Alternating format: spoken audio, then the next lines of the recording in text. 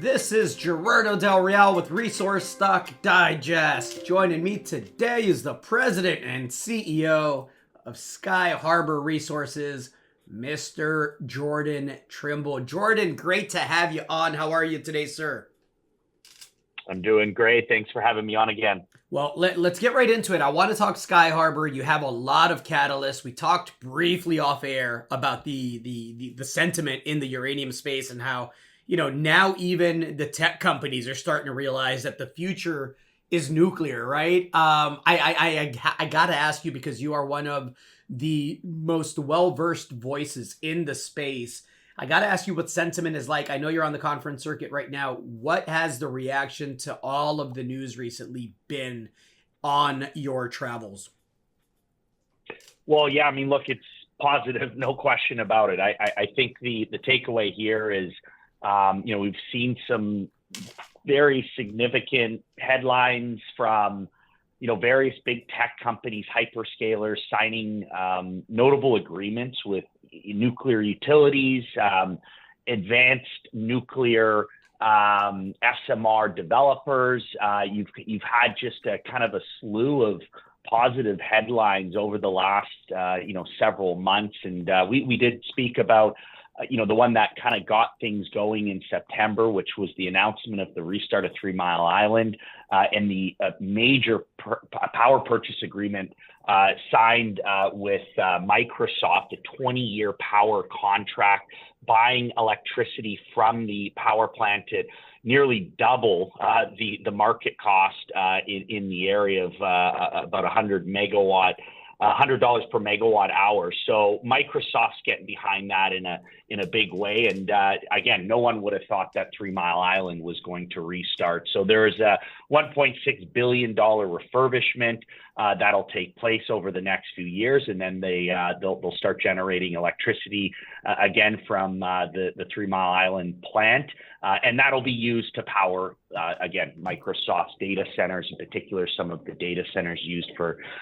their AI business. And just in the last couple of weeks, we've seen a few other larger big tech companies falling into line as well, including Amazon. They announced several agreements, actually, including one with a company called Energy Northwest in Washington State that will enable the development of several SMRs that are expected to generate over 300 megawatts of electricity in the first phase. Now that can increase to almost 1,000 megawatts total.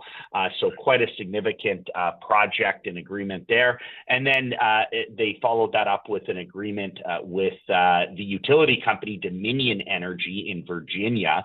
And that would see them explore the development of an SMR project near an existing nuclear power plant owned and operated by Dominion.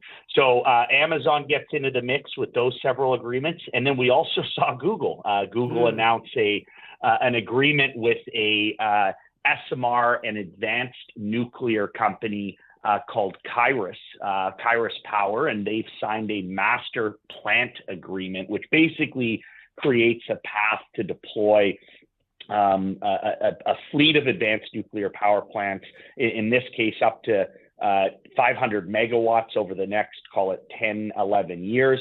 And that would see Kairos develop, construct, and operate these reactors, as well as sell the energy to Google under power purchase agreements. So, a number of the largest tech companies, these hyperscalers, getting in on the action. Obviously, the underlying takeaway being, with the advent of AI and the data center requirements, and just a much larger need and demand for electricity from these big tech companies, nuclear being the only source of emissions-free, baseload, reliable, scalable electricity generation is the perfect fit, right? A lot of these companies have, net zero carbon goals. And in order for them to efficiently and effectively power the infrastructure that's required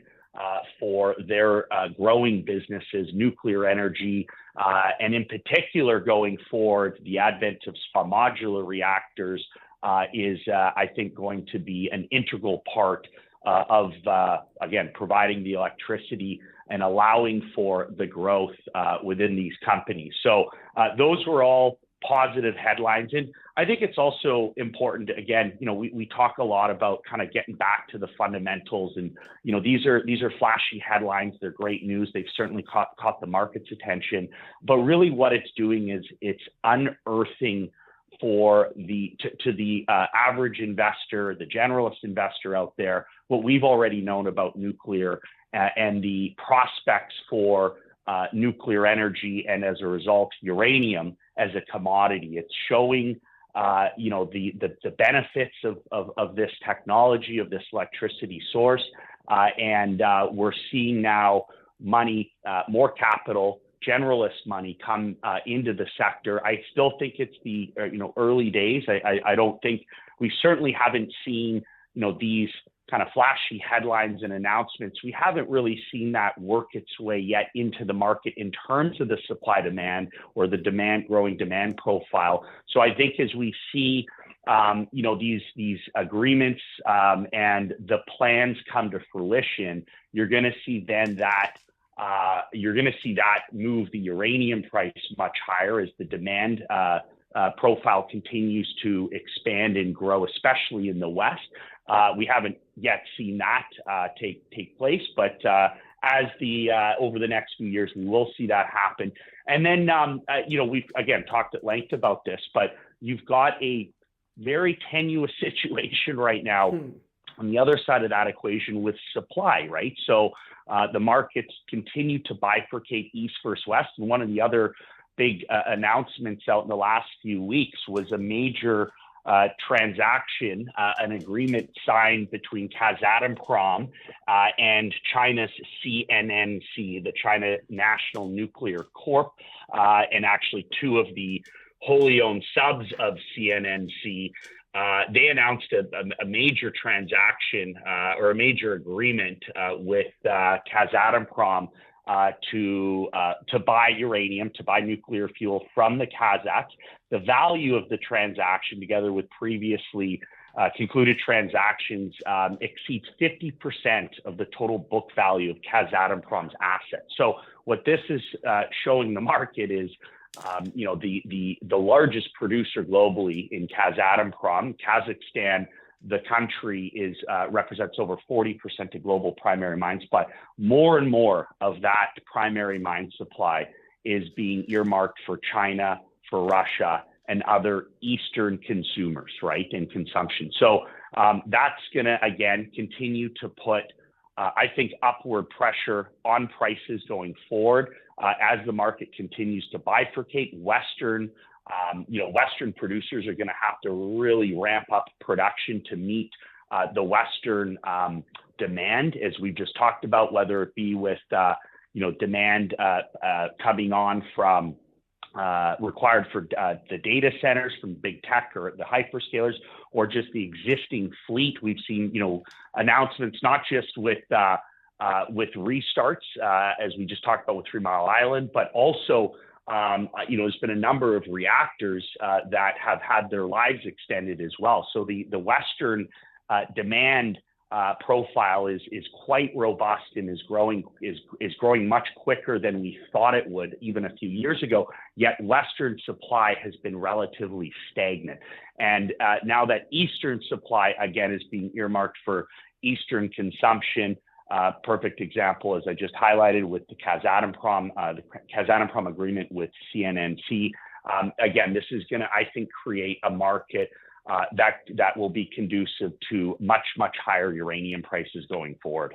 I couldn't agree with you more. Let's talk Skyharbour specifically. You've had, lots of news. Let's get right into it. What's going on with Skyharbour? How are you positioned to close out 2024, and what can we look forward to in 2025? Yeah, well, it's going to be a mad dash to the finish line here this year. We've as we've spoken about in previous interviews, this is going to be our largest drill campaign we've ever carried out as a company in a single year. We completed our initial winter and spring program earlier in the year. totaled about 8,000 meters, about a third of that at our Moore Lake project and the other 2/3 at our Russell Lake project. We announced a new high-grade discovery at the Russell Lake project at a new target called the Fork Zone.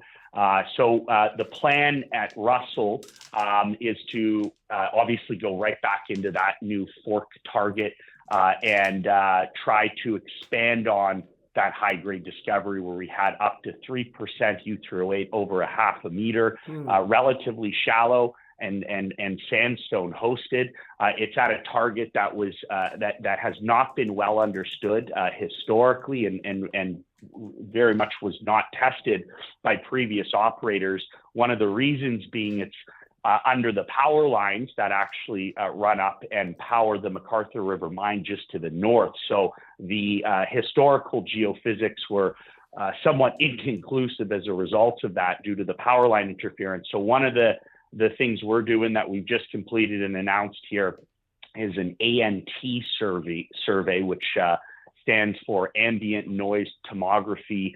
Basically allows us to go in there and back out, if you will, that power line interference. It's a relatively new geophysical technique that's been used quite effectively by some other companies in the Athabasca Basin.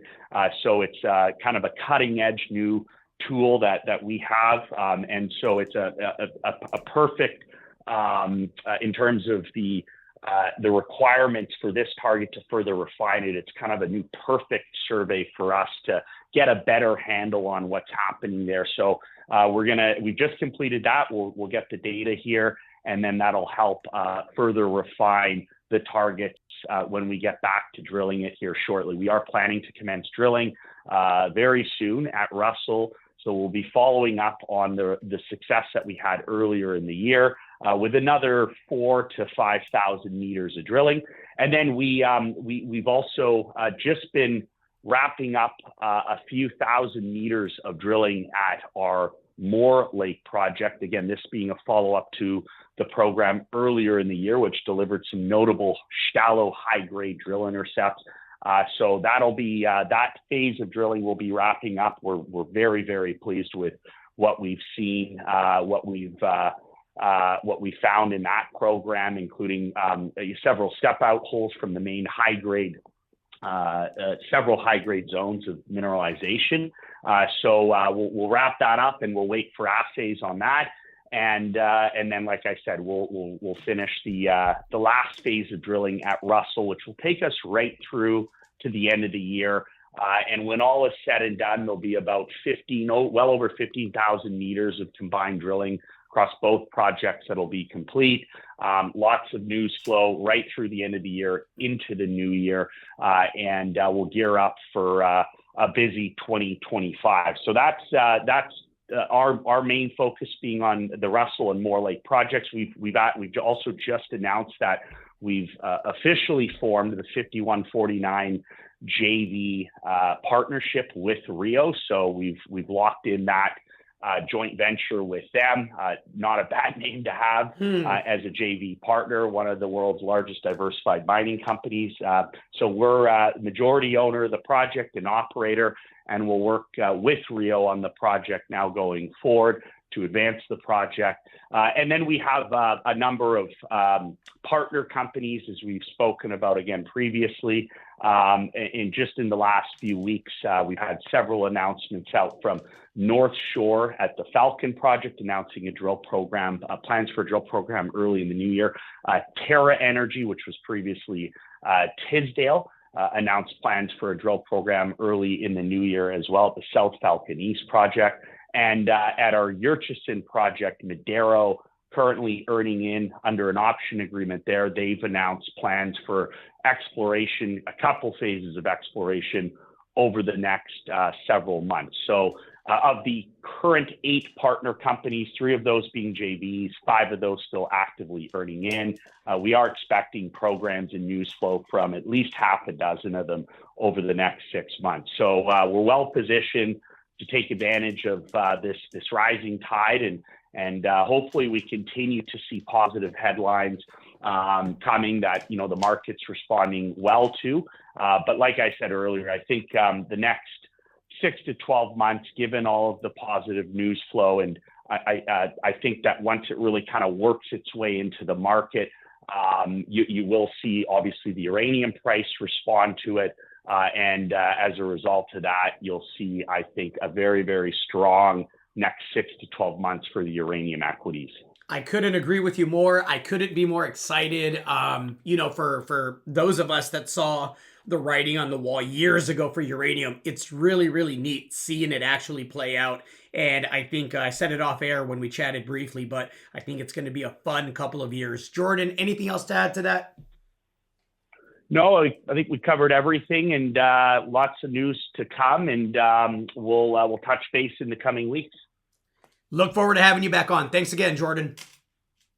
Thank you. All right, cheers. Hey everybody, Gerardo Del Real here. If you're enjoying the content that you just saw, you can let us know in 3 simple steps.